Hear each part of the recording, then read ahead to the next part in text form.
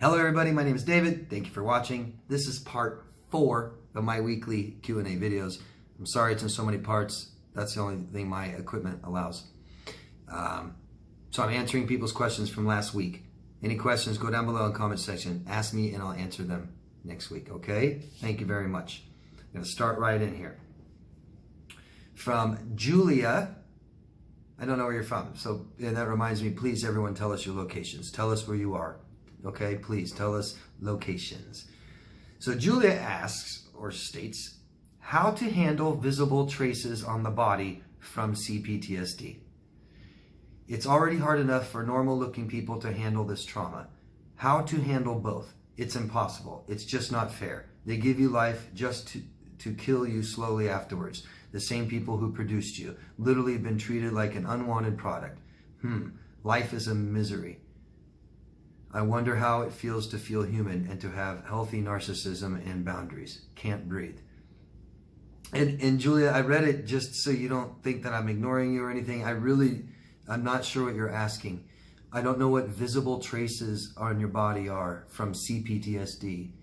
I can only imagine like the stress, the anxiety. Are you talking about physical abuse you endured? I really don't know, and I don't want to guess.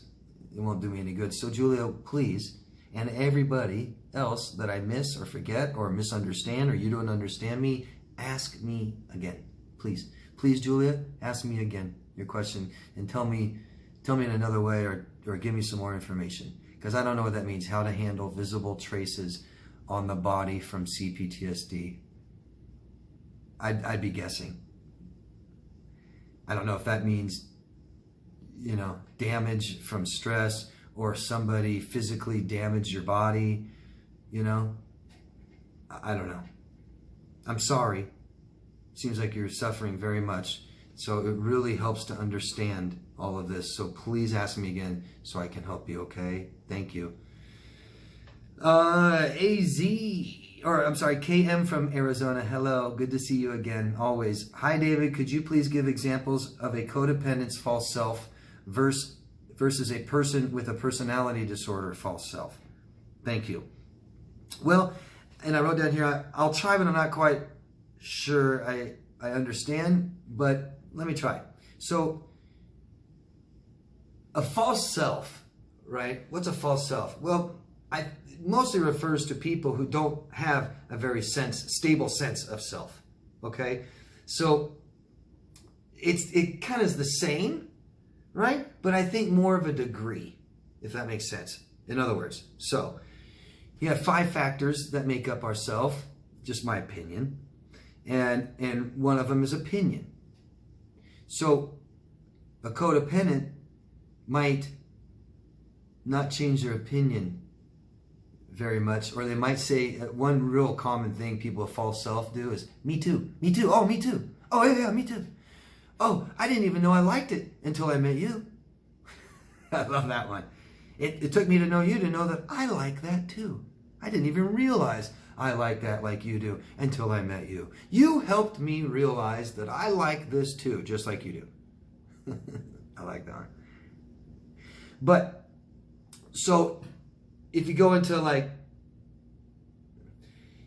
it doesn't matter to use this. So, not knowing who you are makes it very easy to change, okay?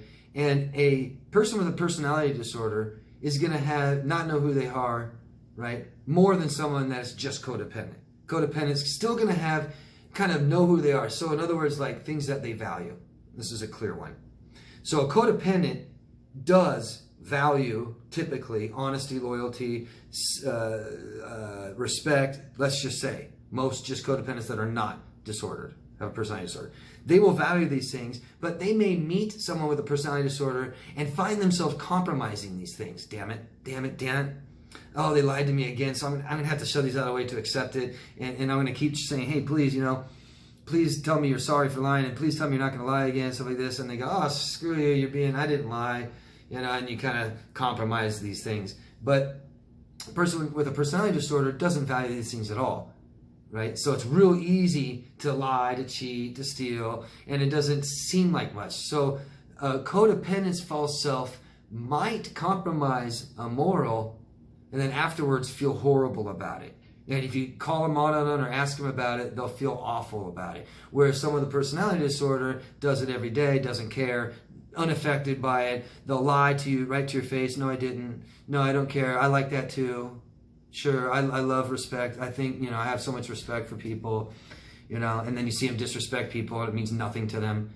So that's a real clear, defined difference between a false self, between just a codependent and someone with a personality disorder. Okay? And so instead of just, this is what a false self looks like with a codependent, these are some of the things they do, and here's some other things that people with personality disorders do with a false self. They do different things. It's more of like a spectrum, is how I look at it. Right? So they will change their opinion much more. They'll be less clear on what they want. They'll be less clear on what they need. They will fantasize more. Person with a personality disorder who knows themselves, doesn't know who they are, will fantasize a lot more than just a codependent who has a false self. Fantasies of grandeur. Talk about, if I owned a business, it would be so successful. If I was king for a day, it would be so awesome. The world would be so great. All these different things. It's going to be more intense.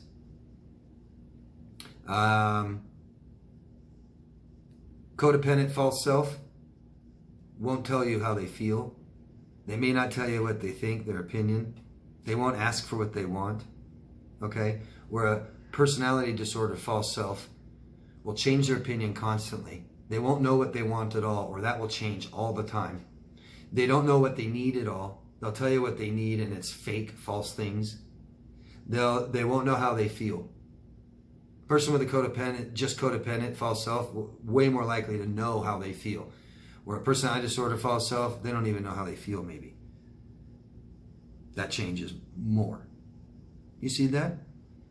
Codependent false self, things they value will be morals. I think I already said this. Personality disorder false self, things they value will be fake outside. More. A codependent false self will start valuing things that a personality disorder person values in the end. Where a person with a personality disorder will start valuing what a codependent values in the beginning. I hope that makes sense. Right? So you got a codependent and a narcissist begin a relationship. The codependent has moral values of their own. They don't mimic, copy, shadow the narcissist. The narcissist doesn't have values of their own. They mimic, copy the codependent at first. Me too. I like everything about you. You're amazing. I like that too. I like it too. I like it too. I like it too. Then it shifts.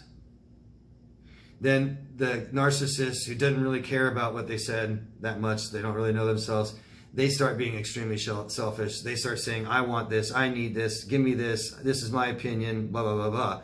And then the codependent has to compromise, be quiet, not talk about what they want, not to get what they need. And they start living like the narcissist. They'll start lying more. They'll put more value into sex. I see that all the time. I see it all the time. I'll see victims of narcissists down in my comment section talking about how good the sex was with the narcissist. It was just so good, so good, so good. And I'm like, do you value that really? They're like, no. Why do you keep saying it? Because it was so good, David. Okay. If that's not important to you, who cares? I mean, it could be important, but at the top, that's all you keep saying. It's just sex was so good, even though they try to destroy you, kill you, get you to kill yourself and shit. But the sex was amazing. I just want to make that clear. And so you kind of lost your morals, and now you value what they value. Does that make sense? Hope that makes sense. I really do. And I think, hold on. Nope, there's more. Julia, don't know where you're from. Please, everybody, tell us your locations. Let us know where you're at. Thanks. Are parents who beat their children, toddlers, no touching, no hugging, only quick kisses on the cheek once a month, are such parents always narcissists? Of course not, no. Or they just didn't get this from their parents, so they're emotionally numb. There you go. There you go. Parents are teachers and can only teach what they know. Okay? And then they teach us what they know, And typically, when we have children and we're the teachers now, we typically teach them the same way that our parents taught us, and hopefully a little better. We try to make it a little better somehow. That's just typical, okay? Are all parents who don't love enough or beat their children narcissists? Absolutely not. No way. And do all narcissists beat their children? No, not at all. Do all narcissists emotionally neglect their children? Probably. Hope that makes sense, Julie. I hope I answered your question. If not, please just ask me again. Okay? Everybody, ask me again if I don't answer your question. So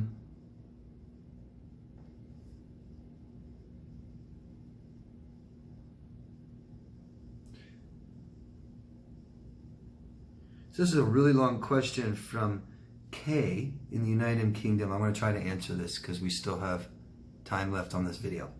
Kay from the United Kingdom, daughter is 15, recent BPD. I'm so sorry. That's awful. I do see some similarity, but also with other personality disorders. She's not seen the psychologist yet, but had diagnosis after a handful of appointments with workers from Calms. I don't know what that is. She now appears to have become anything she wasn't on the BPD list. So now it's real clear to you that she is. We have always had a strong, loving relationship. That would be bizarre.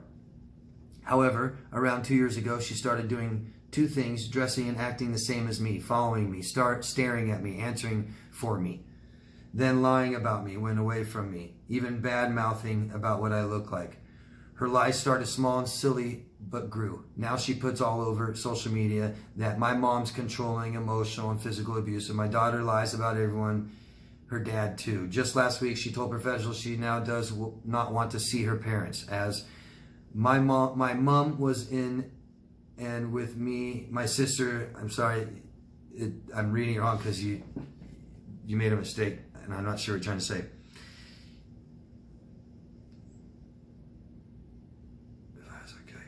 We hadn't left the house all day. She's in care, voluntary. We can have her home, but are worried. She has put a cup to my throat, spat in her 6-year-old daughter's face, etc. We miss her, but don't know what to do. She appears to be doing a smear campaign right now. I'm so confused because I thought she's 15. And now you're saying she has a 6-year-old daughter, unless you're talking about another daughter of yours. She's appearing to do a smear campaign now. Each time you try to help her from afar, as I've not seen or spoke to her since March, due to her abuse and lies. She tells professionals I'm being controlling. Everything I say, she says I'm lying. I'd phoned careers, I don't know, to say she was seen next to my house drunk. I have no idea what you're saying. I'm sorry. She's also a type 1 diabetic. Since school, she started to struggle with friends, gaining to keep them. Diabetes and friends is the only consistent thing. No other trauma, no favoritism either. I'm my eldest would never let her sibling talk and hated any time I played with her. Also, eldest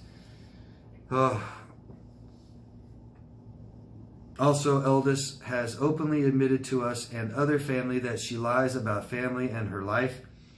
I have bits of paper she admits to lying. She lists things such as, I lie, I'm sneaky. We aren't above looking at ourselves. I question myself a lot to see what I may have done or how I could do things differently. My other daughter is 6 and so very different.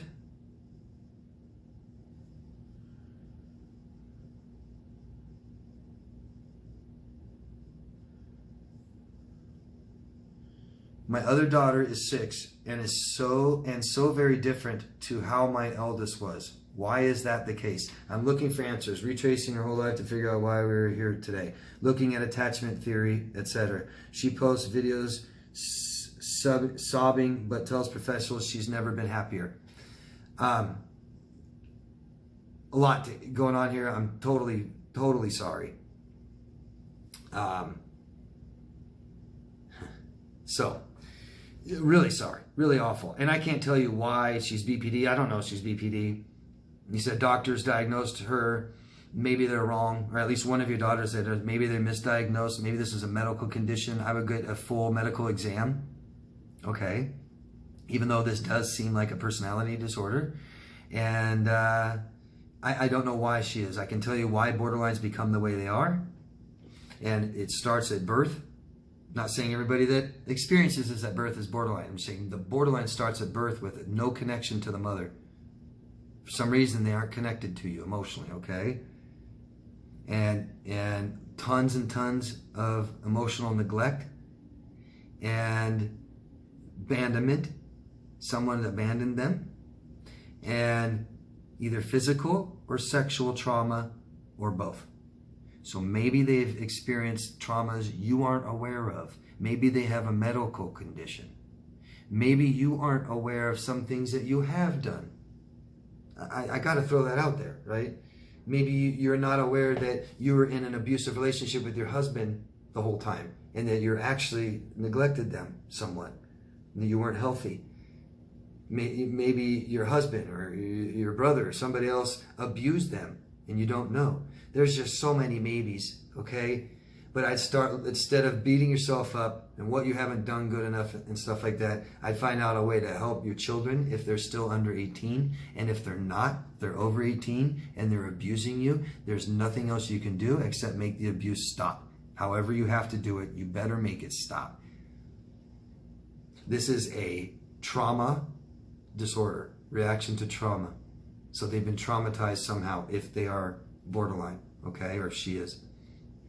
There's been trauma. Maybe you're not aware of it. Maybe you need a professional to help you see where it happened, okay? I'm sorry I can't help you more. I really don't know how. I'm sorry. Get professional help. Talk with their doctors more, okay? But if they're over 18, we got to stop. Because people get help when there's no other alternative, when nobody else is there to enable them, right? And if people in relationships are the most important thing in our lives, which they are, when we lose those things, that's when we go get help. Most of my clients come to me, they've lost their money, they've lost their job, they've lost their relationships, their family, their friends. They finally go get help, okay? If they're not going to go get help for themselves, quit enabling them. Can't be tolerated anymore. The abuse can't be tolerated anymore. Take extreme measures. I don't know how to help you because I'm not there. I can't be more specific unless you're more specific, right? Hope that makes sense. Thank you. That's the end of it, guys. That is it of all the videos, all 4. Thank you very much. If you guys could help me by subscribing to my channel and voting up or down, commenting down below, really helps it circulate. Helps so much. I really appreciate you. You know, I'm trying to do this for free to just get it out there to help people that need it, okay? So if you could just do a little bit, push a couple buttons, you might save someone's life. Thank you, guys. Anybody wants coaching, daviddemars.com. Love yourself first, and I'll see you next week. Bye, everybody.